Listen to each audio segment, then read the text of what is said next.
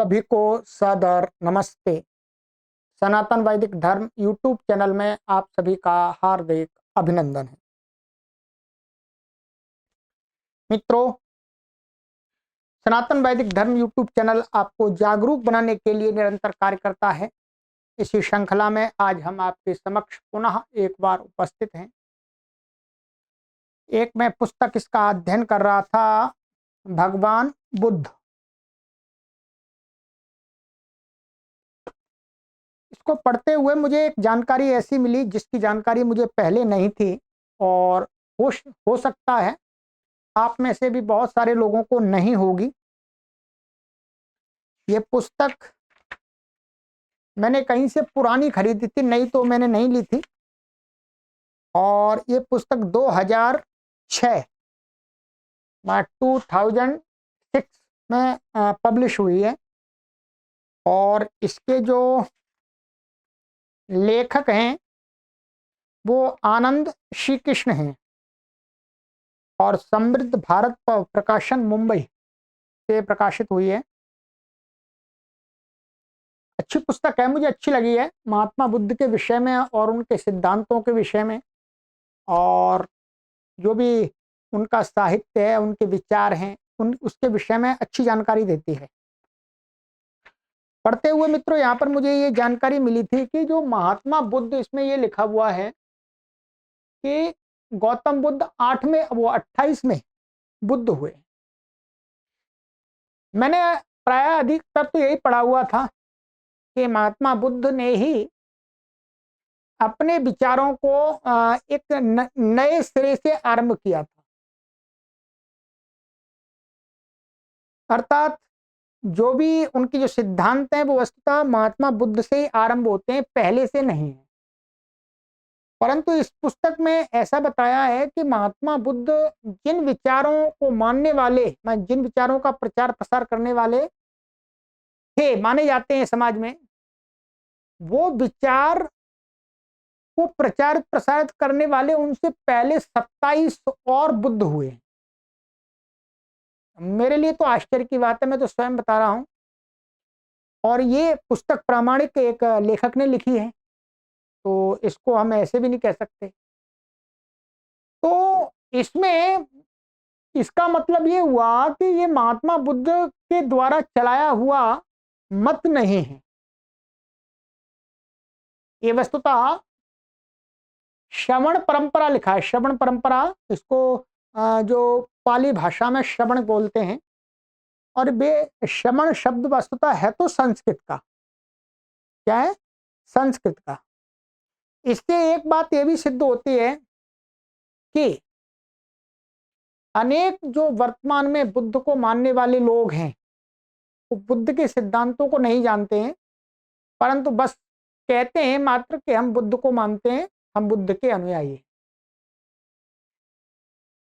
वो कहते हैं कि जो श्रवण शब्द है वो बुद्ध का है, और संस्कृत भाषा में दिखता है, तो इसलिए संस्कृत भाषा बाद की है। ठीक है, वो इसलिए वो लोग क्या है, संस्कृत भाषा का विरोध करने के लिए इस तर्क को देते हैं, परंतु ये तर्क उनका खंडित हो रहा है अपने आप ही। ये तर्क इसलिए खंडित हो रहा है कि इसके अंदर जो ये 28 हैं, 28 को हम छोड़ देंगे, 27 मान लेंगे। इन 27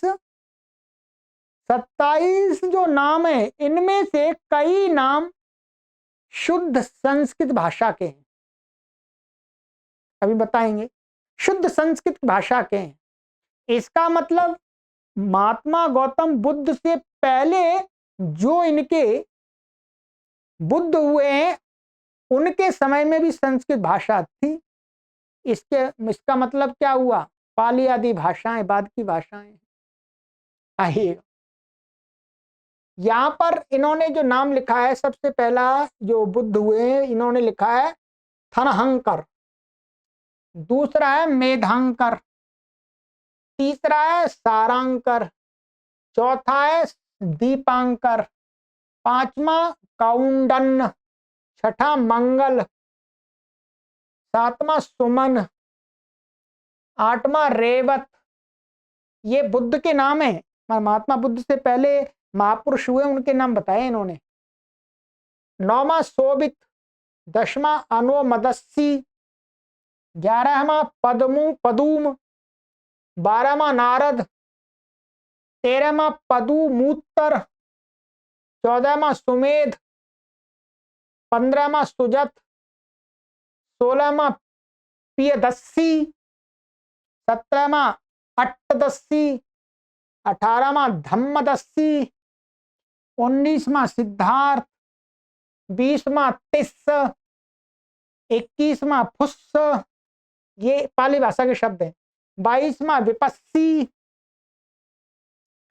23वां सिखी, 24वां वेसाभू, 25वां काकुसंड, 26वां कोनकगाम ऐसा है, 27वां कश्यप और 28वां गौतम। जो महात्मा बुद्ध जो अभी वर्तमान में जो दिखाई देते हैं वो 28 में। अब आप देखिएगा, ये शब्द है थनहंकर, ये एकदम प्योर संस्कृत का शब्द है। मेधांकर, सारांकर, दीपांकर, अच्छा मंगल, सुमन, रेवत और नारद, सुमेध, सुजथ और सिद्धार्थ, ठीक है, और गौतम। ये एकदम प्योर शुद्ध संस्कृत भाषा के शब्द है। ये तो भाषा से संबंधित मैं बता दिया, परंतु नई जानकारी मुझे तो यही मिली है कि महात्मा बुद्ध से पहले जिन सिद्धांतों को महात्मा बुद्ध के नाम से अभी जाना जा रहा है, वो सिद्धांत पहले से ही चल रहे थे, ठीक है। और इसमें लिखा भी है आगे, भगवान बुद्ध श्रमण परंपरा के थे, अपने श्रम द्वारा कोई भी व्यक्ति उस अवस्था को प्राप्त कर सकता है।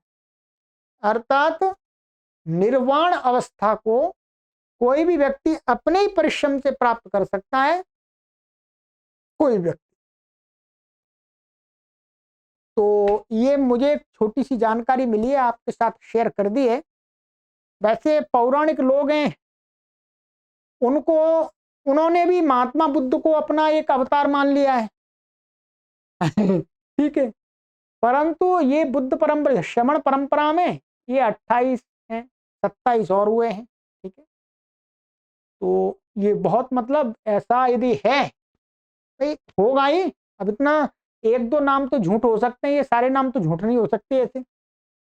तो इसका मतलब ये है कि महात्मा बुद्ध से पहले ही महात्मा बुद्ध के नाम से जो विचार हम आज पढ़ते हैं, देखते हैं, वो पहले से ही प्रचार प्रसारित थे, उन्हीं को महात्मा बुद्ध ने आगे बढ़ाया। इससे तो यही सिद्ध हो रहा, ठीक है। चलिएगा, तो महात्मा बुद्ध का भी एक दर्शन है, ठीक है, उसको नकार नहीं सकते हैं। उससे भी संसार के प्राण जो मनुष्य जाति है उसको सुखमय जीवन मिलता है, शांतिमय जीवन मिलता है। इसलिए उस फिलॉसफी को भी न जाने कितने असंख्य लोग, अर्थात बहुत संख्या में लोग मानते हैं, ठीक है। चलिएगा, और इस पुस्तक में और भी अनेक जानकारियां हैं, मैं शॉर्टकट में आपको वीडियो के माध्यम से उपलब्ध करा दूंगा। बाकी पढ़ तो मैं रहा हूं।